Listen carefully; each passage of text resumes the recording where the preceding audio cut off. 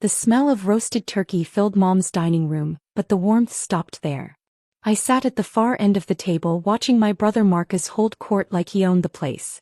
The regional VP told me the promotion is locked in, Marcus announced, adjusting his Brooks Brothers tie. Assistant branch manager to branch manager. 30% raise, corner office. That's my boy. Dad raised his wine glass. Now that's a real career. Stability. Prestige. Mom clutched her chest. I'm so proud. All those years of hard work paying off. Unlike some people who just play on computers all day. Her eyes slid to me. Everyone at the table followed her gaze. Emily, are you still doing that internet thing? Aunt Linda asked with fake sweetness. I run a SaaS company, I said calmly. Software as a service. We provide cybersecurity solutions for. She makes websites, Mom interrupted, waving dismissively. It's like a hobby. She works from home in her pajamas. The table laughed. My cousin Derek slapped his knee. At least she's doing something, Uncle Bob offered. Remember when she was just waitressing after college? I was bootstrapping my startup, I corrected.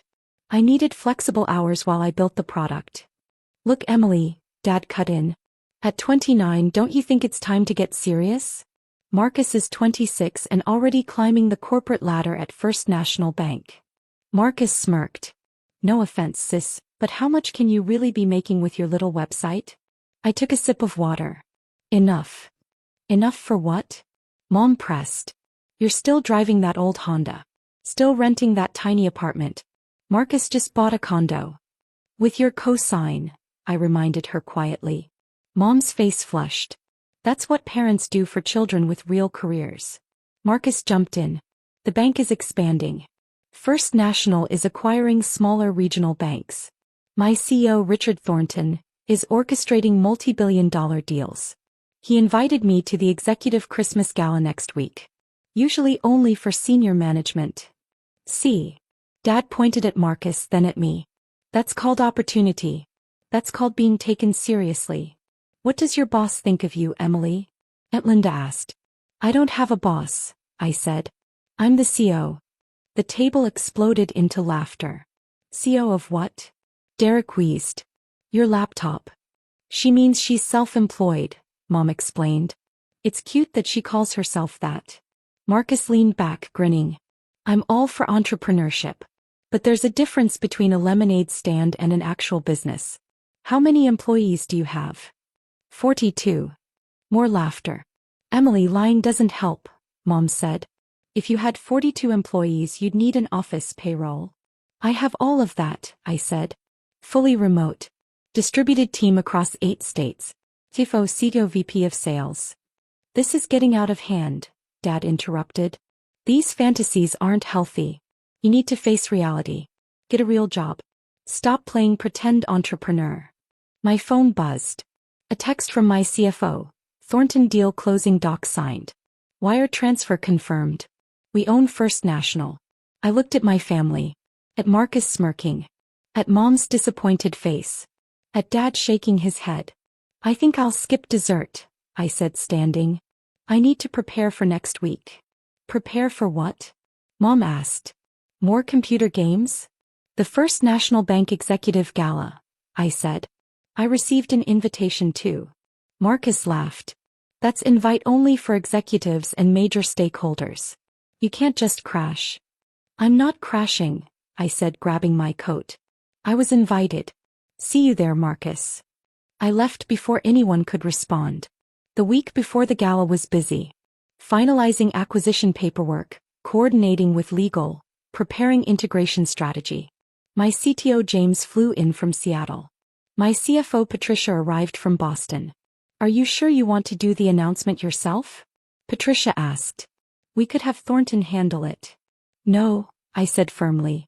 I want to see their faces. The truth was I'd built secure stack technologies from nothing. 7 years ago, fresh from my computer science degree, I identified a gap. Small banks needed enterprise-level cybersecurity but couldn't afford enterprise prices. I created a scalable solution, started with 3 credit unions and grew systematically. My family never asked about it. Never visited my office. Never attended industry conferences where I won awards. Never read trade publications that featured me.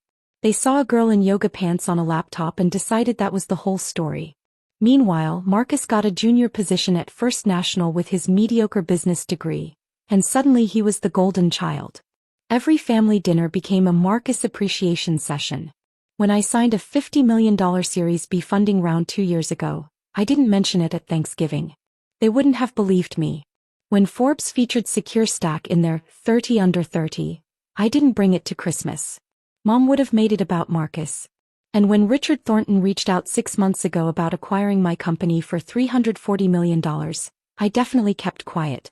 Till now. The night of the gala, I wore a black Armani gown.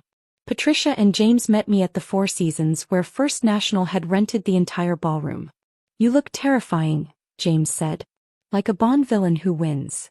We walked into crystal chandeliers, ice sculptures and string quartets. The who's who of regional banking, all in tuxedos and evening gowns. I spotted my family immediately. Mom in her sale Macy's dress. Dad in his ill-fitting suit. Marcus overdressed in a shiny new tux. They stood near the appetizers looking out of place among actual executives. Marcus saw me first. Surprise, confusion, then dismissive amusement crossed his face. He nudged Mom, who nearly dropped her champagne. They walked over. "Emily." Mom's voice was shrill. "What are you doing here?" "I was invited." "This is for executives," Marcus said nervously. "You can't just." "I'm aware of the guest list." "Did you sneak in?" Dad asked. "If you wanted to see what a real corporate event looks like." "I received my invitation directly from Richard Thornton." Marcus laughed. "Right. The CEO personally invited you." "Sure." "Honey," Mom used her patient voice, "you're embarrassing yourself. These are important people. You can't just pretend you belong." "Emily." Richard Thornton walked toward us, hand extended, genuine smile on his face. "Richard," I said, shaking his hand. "Good to see you. You look fantastic. Are these your colleagues?" He nodded at Patricia and James.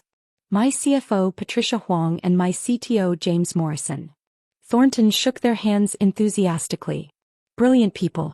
Your due diligence was impeccable." My family stood frozen. "I'm sorry," Marcus managed. "You two know each other?" Thornton looked at him. "You are?" Marcus Chin. Assistant branch manager. "We met last month." "Ah, yes." Thornton's smile was polite but distant. Then he turned back to me.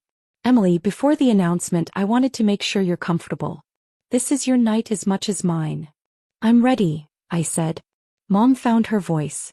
"Announcement? You don't know." Thornton looked surprised.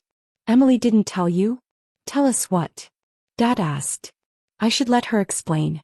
But you're about to find out." He walked toward the stage. My family stared at me like I'd grown a second head. "Ladies and gentlemen," Thornton's voice boomed through the speakers. The crowd quieted. "Thank you for coming. This year has been transformative for First National, and I'm thrilled to share news about our future." My family stood rigid. Mom's eyes drilled into me. "As many know, cybersecurity has become paramount. For 3 years, First National has relied on SecureStack technologies for our digital security. Their platform has been revolutionary. 0 breaches, 99.9% uptime, seamless integration." Marcus's face went pale. "That's why I'm proud to confirm that as of Monday, First National has completed the acquisition of SecureStack Technologies for $340 million. The ballroom erupted in applause. "I'd like to invite the founder and CEO of SecureStack to join me," Thornton said, gesturing toward me. "Emily Chin." The spotlight swung to where I stood. Every eye turned to me, including my family's.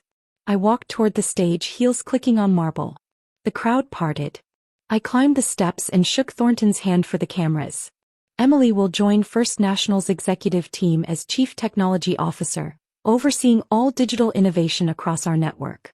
She's 29, self-made, and one of the brightest minds in fintech."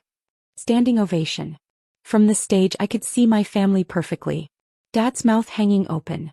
Mom with both hands over her face. Marcus looked punched in the stomach. "Emily, a few words?" Thornton offered the microphone. "Thank you, Richard. I'm excited about this partnership. First National has an incredible legacy. To everyone who supported Secure Stack, our clients, team investors, thank you. And to those who doubted that a woman in her 20s could build something significant. I paused, looked directly at my family. Thank you for the motivation. The room laughed. My family knew better. The rest of the gala was a blur of congratulations. My family disappeared within the hour. The next morning Marcus called. Voicemail. Then Dad. Then Mom. I finally listened. Marcus, and we need to talk. Thornton's office called. The branch manager position is being eliminated. They're restructuring under some digital strategy. Can you call me? Dad, sweetheart, we feel terrible. We didn't understand. Can we take you to dinner? Celebrate properly. Mom, I'm so sorry. I was wrong about everything. You were building something incredible and I dismissed it. Please, honey. Let's talk. I deleted all 3 messages. Patricia called that afternoon. Thornton wants to know if you have concerns about Marcus Chin. He's flagged for redundancy. What's the official reason? Position elimination due to digital banking transition. Branches are becoming less relevant. This was already in the integration plan. But if you wanted to flag him as essential, Thornton would listen. I thought about 7 years of dismissal. 7 years of condescension. Let the restructuring proceed as planned. 2 weeks later, Mom showed up at my loft. My tiny apartment, that was actually 2,000 square feet with downtown views. I let her in. Your place is beautiful, she said quietly. Thank you. Emily, I need to apologize. Really apologize. For not taking you seriously. For comparing you to Marcus. For making you feel like you weren't good enough. Why didn't you see it? I asked quietly. I tried to tell you. Multiple times. You laughed. Marcus had a title, a building, a business card. Things I could understand. He had a laptop and a home office. It didn't look like success. So you decided it wasn't success. I was wrong. You were cruel, I corrected. There's a difference between not understanding and actively mocking. You didn't just fail to support me. You undermined me at every gathering. I know, Mom whispered. Marcus lost his promotion, I said. Mom nodded. He's devastated. He might lose his job entirely. And you want me to help him. Mom's silence was answer enough. No, I said simply. Emily. You didn't believe in me when it mattered. You believe now because you saw proof. Public, undeniable proof. That's not support. That's opportunism. We're your family. Family supports each other. Family believes in each other. You decided who I was without learning the truth. Mom stood crying. What can I do? You can't. Not right now. Maybe not ever. That's what consequences feel like. She left. I haven't spoken to any of them since. My company is thriving. We're expanding into 3 new states. Thornton wants me to consider a VP position at the parent company. Last week I saw Marcus's LinkedIn. He's at a small credit union now. Entry level. No corner office. I don't feel guilty. I spent 7 years building something real while my family dismissed it as playing with computers. They wanted me to get a real job. I did. I became the boss of the people they bragged about. And when they finally realized what I'd built, it was too late to be part of it. That's not cruelty. That's just consequences.